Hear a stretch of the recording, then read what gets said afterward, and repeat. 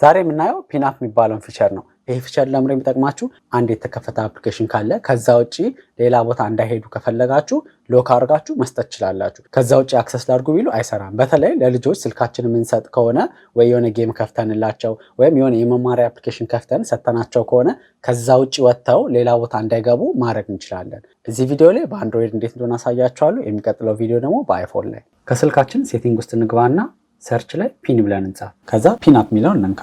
ቀጥታ ወደ ሴቲንግ ይወስደናል። እዚህ ጋር ኢኔብል ማድረግ እንችላለን፣ ወይም እዛው ሰርች ላይ እንደመጣ ከዛውም ኢኔብል ማድረግ ትችላላችሁ። አሁን ሎክ ማድረግ የፈለግነው አፕሊኬሽን ከፍተን ከዛ ውስጥ አፕስ ፊቸርን እንክፈት። ከላይ የአፕሊኬሽኑን አይከን አንዴ ታፕ እናድርገው።